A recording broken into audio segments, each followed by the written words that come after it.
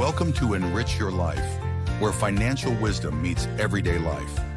Hosted by Richard Leimgruber, a financial advisor with over 25 years of experience, this podcast brings you powerful insights to make smart choices and build your financial future. Get ready to dive into practical strategies to grow, protect, and shape your financial story, one podcast at a time. Hello and welcome to Enrich Your Life podcast. I'm your host, Richard Leimgruber, and today we're going to be talking about the aging of America and caregiving. So if anybody doesn't know, I volunteer on the executive leadership team for the Walk to End Alzheimer's Association here in Westchester County, and I was privileged to be a part of a corporate breakfast where we bring in sponsors. And I was lucky enough to be introduced to our guest today, Rebecca Lippel. Rebecca Lippel was the guest speaker for our corporate breakfast with the Walk to End Alzheimer's Westchester. Rebecca is a gerontologist and the director of care management at Live Care Management. Her depth and her compassionate approach to aging life care are evident in her work. She not only demonstrates an exceptional of the complex issues faced by families and individuals dealing with age-related concerns, but also provides actionable solutions that emphasize personalized care, dignity, and independence. With no further ado, welcome, Rebecca, and thank you for joining us. Pleasure. To have you. Thank you for having me. Absolutely. This is obviously a very serious topic. Most people who aren't familiar with the aging population get caught off guard when one of their parents or a loved one has been diagnosed with one of the aging diseases that we're so familiar with today, which could be dementia, could be Alzheimer's, and vice versa. Can you tell us a little bit about why you got into the care management business? Absolutely. And you really hit the nail on the head with this sort of whiplash that people experience as caregivers. You don't plan for this. Right. If you do it right, you will get older, this life thing. But you don't really know what that's going to be like for yourself. So it's really about, for me, being able to connect with people to get them to the point that they can breathe again, to really drop their shoulders when somebody exhales because they feel that relief. Okay, I can do this, or that's an option for this situation. And being able to provide people with a roadmap for their individualized situation is an incredible place to be. That's got to feel great for you. It's really wonderful to be brought into people's lives because this is very intimate work. Yeah, it's very heartful, it's very heartfelt, and it's you can't fake it. This is something that you really have to understand and appreciate and have that natural compassion to the aging process, but also to people who are caregivers, who are thrust into this position of, I'm now a sandwich generation, taking care of my children, but also taking care of my parents. What do I do next? Somebody please just give me the answer because I don't know. Yeah, and that's how I got involved with the Alzheimer's. Is after COVID, I had 3 phone calls within a matter of a week from 3 different clients, and they basically said, Rich, we just got informed that my aunt or my mother or whoever was diagnosed with dementia. And the medical facility that they were diagnosed from basically came out and said, you have to go on the internet and you have to look at what resources are available. And they call me because obviously I'm in the business of not only money, but also trying to help clients overcome some obstacles they might not know of. So that's why I got involved, and that's how I met you. So it's great that I'm able to have a resource like you that I can obviously pick your ear and hear what you have to say about things. Again, thanks so much for coming on. I want to share some scary statistics that I found, and obviously it's something to consider. By 2034, for the first time in U.S. history, there will be more adults aged 65 and older than children under the age of 18. In Westchester County, there will be 25%, or 1 out of every 4 adults will be 65 and older as well. The average life expectancy right now in the United States is 77 years old, but there are many older adults that live into their 80s and 90s requiring long-term care. Our body might not keep up with our brain, but we're still alive. And with the advancement of all the different types of medical treatments that are around, we're staying alive longer, but we just might not have the same quality of life that we thought we would have into our 80s and 90s. So I always say, get me to 90 and I'll be happy. Fair I don't enough. know if I want to. It's a good goal. I don't know if I want to stay in any longer than that. What are some of the biggest challenges that families face when planning for the aging process of a loved one, and how can they prepare ahead of time? I think it's a wonderful question because we don't generally plan ahead for things that we don't want to. And the aging process is one of those things. I often have clients who just didn't plan something, who don't have their advance directives together, or who don't have an idea in mind of what they might want, or the finances, long-term care insurance, all of these things that could impact their lives when they hit that spot where the need starts to change, and it's just not planned for. So it's a little bit of a crisis moment. I think one of the most important things for people to do is not let it get to that crisis moment, albeit you cannot control what's going to happen in life a lot of the time, especially when it comes to health and your own trajectory of what that looks like. But just being mindful about your own health, knowing the health that you're in, knowing what your genetic predispositions might be, getting ahead of that and creating a little bit of even a loose roadmap for yourselves and for your family so that everybody's on the same page. It's a little bit easier said than done. Family dynamics often rears its ugly head, and there's this sibling over there and that sibling over there and this one we haven't talked to in years, and it gets a little bit muddy. But as long as there's some conversation, some planning to it, that does make the process a little bit easier because it's less of being hit with the sandbag of change and more of, okay, break glass in case of emergency. We planned for this. We know what to do next. Yeah. I think specifically the advance directives is incredibly important to have. I see it far too often. And it's very challenging when those are not set up, especially ahead of some sort of cognitive decline. That makes it a lot more complicated. That should be something you do with an estate planning attorney, I would assume. You certainly can. Yeah. You certainly can. And it's something that I encourage my friends at my age to make sure of, especially I have young children. So that's a good time to set yourself up with advanced directives, of course. But the sooner you have them, the better. And then make sure they are updated. Make sure your agent is not somebody who is the same age of you and that's all you have. For example, I had a client who set the agent as her husband, and he was of the same age. There was no secondary, and that was tricky because they both had cognitive decline. So making sure you're going through the list, you're checking those boxes, and you're right, meeting with a professional in that capacity could really make sure that those boxes are checked adequately. Yeah. And one of the things that I always hear from my clients is not only is there a monetary issue, but do we keep mom at home? Oh, yes. Do we send her to a senior living facility? Where would that facility be? Is it going to be in New York State, which might be more expensive than maybe going somewhere else like Virginia or down south that might be a little bit less expensive? And those are all conversations that somebody should have. That's right. In advance. So if you're looking at this and you're saying, oh my God, we're dealing with this situation, it would be a good time to start communicating with your siblings or whoever is involved in that family tree to make sure that you're starting to talk about these things in advance, because when the diagnosis happens, whether it's dementia or anything else that might be homebound, the patient homebound or the loved one homebound, then it's a little too late, right? Now you're, like you said, you're in a crisis moment here. That's right. And as far as seeing the future of caregiving and how that's evolving, what should families be aware of today as far as what options are available and where you see this all evolving to? It's such a great question because it's something that I love to consider as a gerontologist, is looking at our society, our communities, our infrastructures to see, are we set up for this age wave, this silver tsunami, if you will?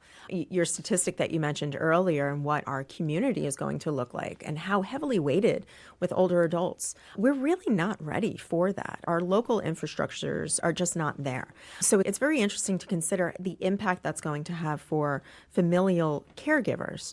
It tends to be the daughter, if there's a daughter or a niece, or the wife, although I've seen plenty of men as the caregivers, but it tends to be the females. The impact that it has on those individuals is something worth considering, because those are the people who, they're not getting paid for this. They're doing this because it's mom.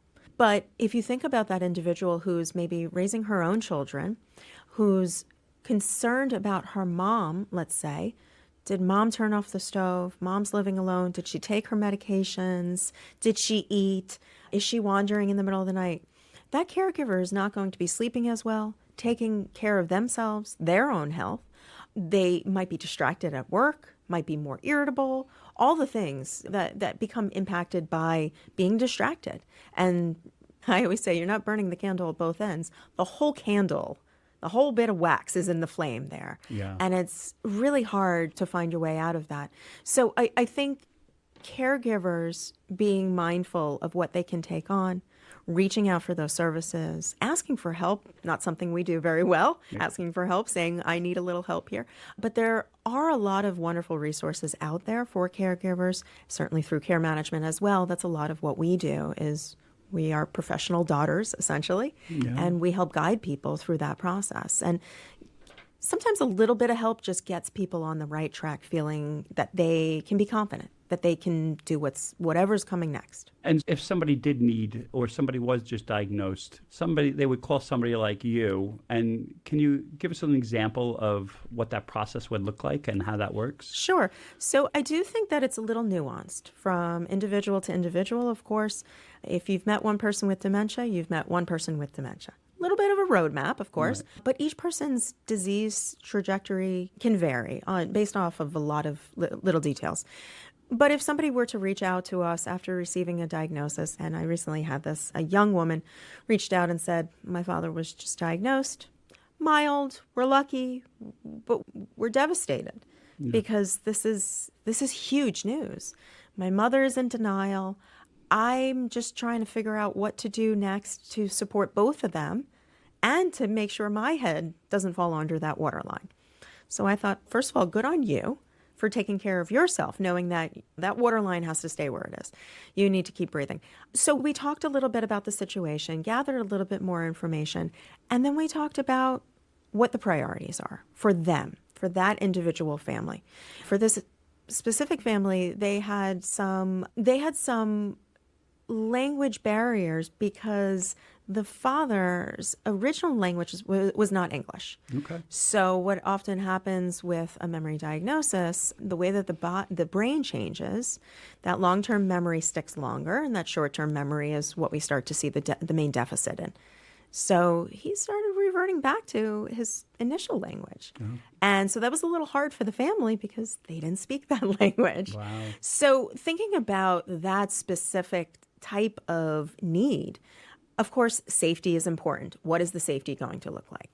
How are we going to ensure proper nutrition? How are we going to ensure that the doctor's appointments are being kept with? Which medications are being prescribed? Are we taking that regularly? Those are important things. But then those more nuanced, individual to the specific family and the specific client or patient in need is very much a part of that process as well. I think it has to be a very holistic approach when it comes to creating a plan and working with each individual. And I think you do for people who've been diagnosed with certain conditions what I do for somebody coming to me saying, hey, we want to buy a house. What do we need to do? And I think it's planning, right? Absolutely. You need to be prepared. And how do you prepare? You need to go out and talk about what are the priorities, and you need to put together a game plan. And then most importantly, you have to implement that game plan. And I think that's where you and your company comes into play to help them actually implement all the things that you were planning. So kudos to you, and we need a lot of you in the future. Thank you. So Westchester has seen a 37% increase in a demand for home health care aides in the past decade. What are some of the common misconceptions people have about aging life care and home care assistance? They don't want to send mom or dad to a facility. Can you shed some light on that? Absolutely. I think, again, it's very individualized, and what works best for one might not work best for another. But there are, to your point, a lot of options, whether it is a senior living community, independent living with some support, assisted living, memory care, a skilled nursing facility, if that's where the need is. Or if staying home is not only option that the individual wants, but it's the safest. I'm not in the business of making decisions for my clients, but I am in a spot where I'm going to advise them and be able to answer the questions and provide that information that maybe wasn't previously held. Helping them explore really the ins and outs of the options. So talking about home care, it's not just home care, it's which home care. Some home care specialize in cognitive decline and different diagnoses. Some specialize in Parkinson's. Some have these specializations and go through extra training, so that way it's very tailored to a certain type of clientele. So finding the right home care is very important, doing that needs matching. And that's also the same thing with the different communities. One assisted living might feel very different from another assisted living community. So I always tell my folks, look, I download the information for you, give you all that you're looking for, but you need to step foot in the building. You need to feel it and see if it feels like home. I'll put home health aides in front of clients, but you need to tell me if they feel like a good match for you. So it has to be led. We like to think we make decisions solely with our minds. We do quite a bit, but our hearts speak up quite a bit. And we've really got to listen to that because, again, this is heartfelt work and this is caregiving. Yeah. So having those pieces, I think, is incredibly important as well. So one of the things when I was growing up, my grandmother was bedridden after she broke her hip. And I'll always remember coming home from school. I was in high school, and we had a home health aide that we were very fortunate to have. And it wasn't always the same home health aide. It would last a couple of months. We thought we had somebody that was going to be there forever, and then all of a sudden, no, this person is no longer here. You're going to be replaced with this person. One of the common themes that I'm hearing today is it's very hard to find a home health aide who's going to stick with you for the long run. Is that something that you're experiencing, and how do you try to overcome that as well? That's a tricky one. Yeah. It definitely comes up. Yeah. It definitely comes up. It is a ultra saturated field in home care right now. And there's some amazing home cares out there. I work with many of them. But I think what it comes down to, because I also have a lot of clients who have been with the same aide for years. Oh, that's great. 8+ years. You really become part of the family at that point. You are there. And I think so much of it comes down to training and that orientation of the individual. It's tricky for an aide. They have a very hard job. It's rather thankless. It's hard. It's not glamorous. But again, it's heartfelt work.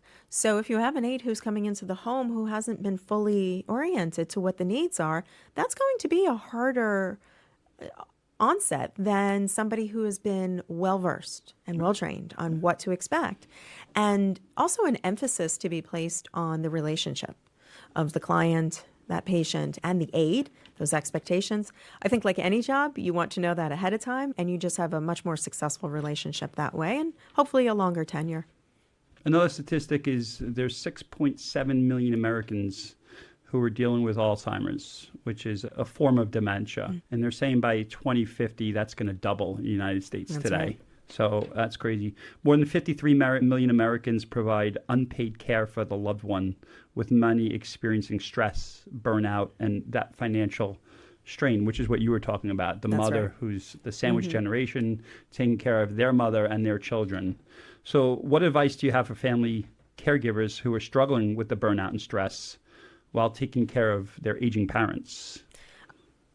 I think, as I mentioned earlier, asking for help, we're terrible at that. This is a general rule. Wonder Woman could do it all, right? Oh, sure. Absolutely. Yeah. And we like to believe that we can do it all. Of course. Something I often hear from families is, I should be able to take care of my own mother, or I should be able to take care of my husband. And I ask them to restructure that a little bit and say, I would like to be able to. Now, some don't want to. That's fair. Of course. And that's okay to say as well. Sure. There's space for that. Just don't put that out in public. There's a place for that. But restructuring it from this mindset of I should be able to do this, or even if it's your children, I should be able to figure out why he's biting his friends. That puts a lot of emphasis on your responsibility, guilt, all these things that don't help with your mental health, your stress level, and then how that impacts you as a caregiver. I would like to be able to, but I'm not, or I won't, or I don't. That's okay to say. And then getting to that point of being comfortable with not being the one with all the answers and being able to do all the lift on your own. That's a really good first step, but it's a really tricky first step. And knowing what resources are there, all powerful Google with all of its wonderful resources.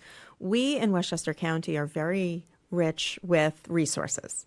And when it comes to aging adults in this county, there's a lot of wonderful resources that are at the fingertips in our local towns, on the county level, even on the state level. So it's all about just finding that, navigating, again, working with a care manager to help find what those resources are. A little bit of a crutch to lean on. We all need that a little bit. It's not taking the wheel. It's not somebody's taking the wheel away from you. It's just that driver's ed car where the guy next to you has that brake just in case that wall comes up really fast. Maybe an extra steering wheel. Yeah, that would be nice. Yeah, again, getting guidance, getting somebody Absolutely. who's been through this before, making sure they understand. All of this obviously is also a strain on financial resources. And one of the things as a financial advisor that I have to talk to my clients about is as they're getting older, how to plan for the eventual cost. And one of the biggest pushbacks I get is, what if I don't need it? And obviously that's a consideration, but what if you do need it? Are you willing to give up all of your life savings for that? When we talk to clients, obviously we want to look at what the cost of long-term care insurance would cost. And obviously the sweet spot for most financial advisors is between 50 and 55 years old. And the reason being is it's still somewhat less expensive. And number two is it all depends on your health. And as we get older, our things start creeping up. And I'm sure we've all been in a doctor's office where it's been filled with seniors. They're like looking around going, is this the start of something I should be concerned about? Because I'm sitting in a room with a bunch of seniors. And so the cost is one thing. And I would suggest anybody to talk to their financial advisor about finding out what that cost is and being prepared to maybe start applying. But on the flip side, why is long-term care insurance important to consider? How does that help on the parents that maybe need that kind of coverage? I think that's a huge consideration that people often miss. There's a misconception. I'm sure you see it all the time. You hear it all the time. And to all the points you just mentioned, there's this thought of, maybe I'll need it. Or I often have older adults who say, I'm waiting for a rainy day to enact it. And I'm telling them it's pouring outside. Today's the day we need to utilize. But there's also an undereducation about what it is and how to use it and when to get it and all the details that are involved. The majority of people who I work with tend to not have a policy, or they might have a policy, but they don't know where it is. They don't know the details related to it. It's just a thing that you did. So I think it's something that is definitely worth looking into because, as you said, with your life savings, that could be on the line. Yeah. You don't know the type of care that you might need in the future. We are living longer. As you mentioned, the life expectancy is continuing to grow thanks to all sorts of wonderful advances. But that also means we have more risk of health issues. And those issues might impact our ability to take care of ourselves independently. So we might need a home health aide or an in-home nurse or move to a community that will provide some support in that way. So these policies are designed to support. Some are more handsome in that than others, certainly. But there are many out there. I'm sure you go through that all the time in the details and the weeds of it. Yeah. But I do think that's something that people do need to consider as part of their overall plan for whatever the future might be. And that's exactly it. And long-term care insurance will kick in if the insured cannot do so many different functions. Right. I think there's 6 or 7 lifetime or daily ADLs. Life ADLs. ADLs, yeah. ADLs, activities of daily living. Correct, yes. Which is feeding yourself, bathing yourself, taking your medicine. Right. Toileting. Any of those basic personal grooming, caregiving tasks, right. Ambulating.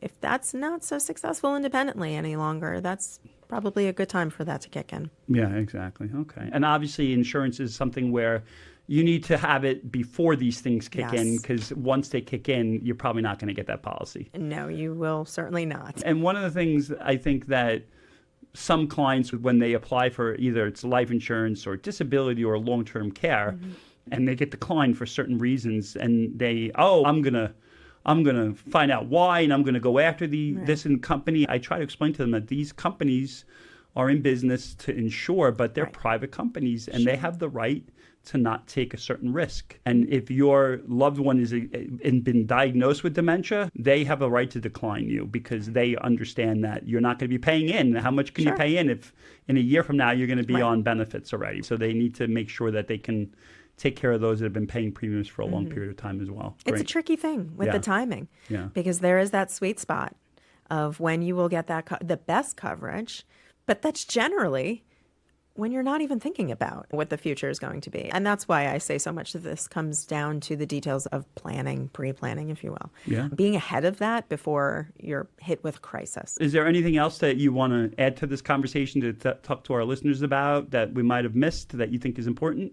I think we covered some really great areas of this topic. I can speak about aging issues all day and then some. But I think you especially touched on that caregiving and that financial piece that is really starting to settle in as a consistent challenge. Yeah. I hear that in casual settings. I often say I have young kids, as I mentioned, and at a playground, we're talking other parents. We're talking about the kids. There's not really a space where we're standing there talking about our parents in the same way, but we're all going through that as caregivers. We see our parents getting older and looking for what's the tip? What do I do? Who do I call? And so we need to keep the conversation going with each other. Absolutely. And this is a great start. For my listeners, if there's for somebody to reach out to you, can you tell them how can they reach out to you for some expert advice here? Yes, absolutely. I have a telephone number of 917-923-1463, or my email is rebecca.lippel, Lippel, @livewellcm.com. Okay, and I'm sure that you'd be happy to talk to anybody who might have some questions for you, which I know you will. Absolutely. Anytime. Offer complimentary consultations. Great. This process isn't easy, so I'd like to be there and support whenever possible. Thank you so much. This is a very important topic, and I'm glad to at least start maybe some conversations at home, and it's gonna go pretty far. So thank you so much. Sure will. Thank you. Thank you for coming, and thank you everyone for tuning in and listening to this important conversation. Just a quick reminder that the more people that you share this with, liking, commenting on these posts really helps share with everybody else and gets more people's eyes on it. You can share the website enrichlifepodcast.com. You can also go on our YouTube channel at Enrich Life Podcast. And please don't forget, we're also on all of the different podcast platforms. Thank you very much.